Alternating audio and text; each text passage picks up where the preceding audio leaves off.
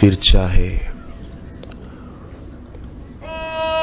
वो योग की ही क्रियाएं क्यों ना हो,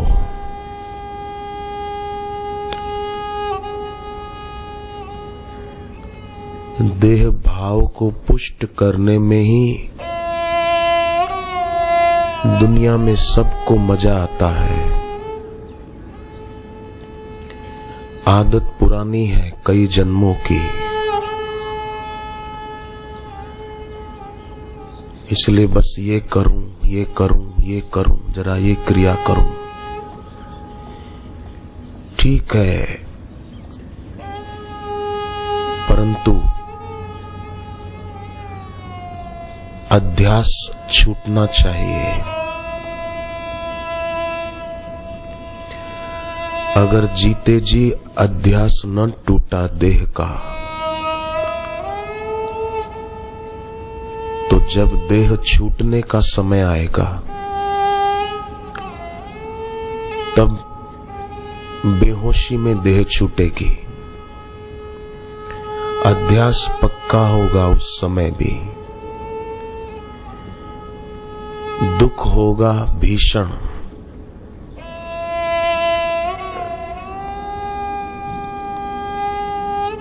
क्योंकि क्रियाजन्य सुख में ही उलझा रहा।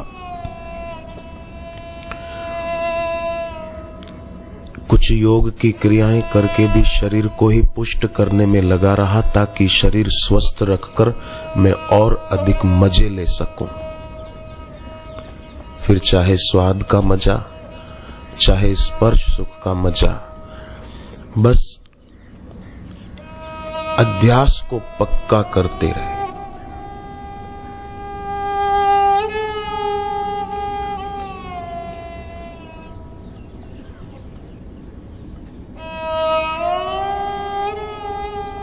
पर जो इस प्रकार शांति का संपादन करने में सफल हो जाते हैं,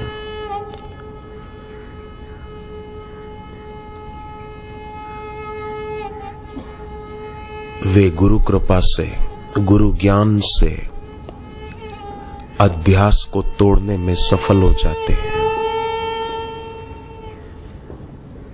भीम ने बड़ी कोशिश की, जरासंध मर नहीं रहा था और उस आसुरी वृत्ति वाले का विनाश जरूरी था। भीम थक गए, जरासंध हावी हो रहा था भाई भीम पर। भीम ने थक कर श्री कृष्ण की ओर देखा।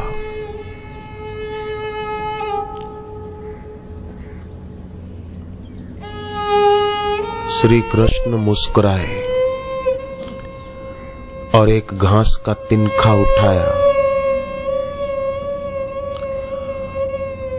उसको चीर डाला, मध्य से 2 टुकड़े कर दिए। भीम संकेत की भाषा समझ गए।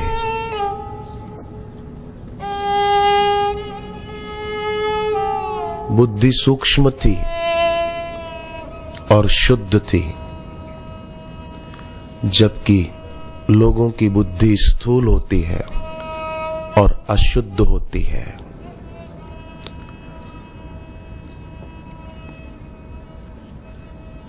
स्थूल बुद्धि को सूक्ष्म बनाने का एक सरल उपाय है।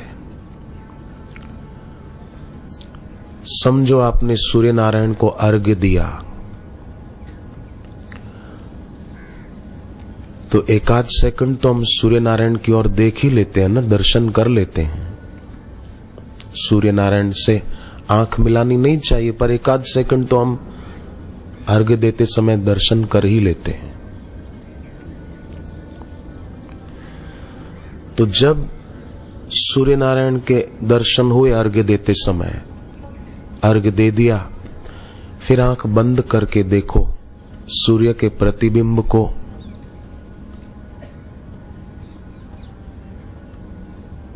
सामने मुंह करके नहीं, थोड़ा सा झुका कर, कि कितने सेकंड हम बंद आंखों से बिना किसी व्यक्ति का चिंतन किए सूर्य का प्रतिबिंब जहां तिलक करते हैं उधर देख पाते हैं। कितनी देर?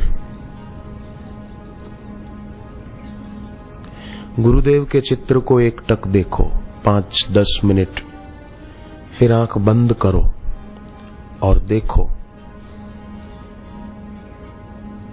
कितनी देर, कितने मिनट हम बंद आंखों से गुरुदेव के जो दर्शन किए थे तस्वीर में, स्वरूप में, उसको बंद आंखों से कितनी देर देख पाते हो।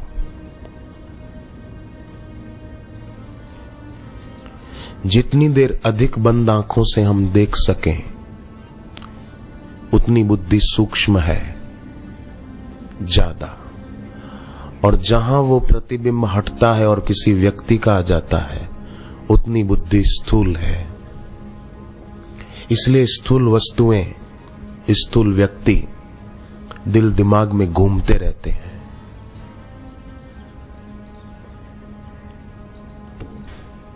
रही होगी बुद्धि शुद्ध और सूक्ष्म भीम की। श्री कृष्ण का संकेत समझ गए, जरासंध को पछाड़ा, एक अपना पैर उसके पैर के ऊपर रखा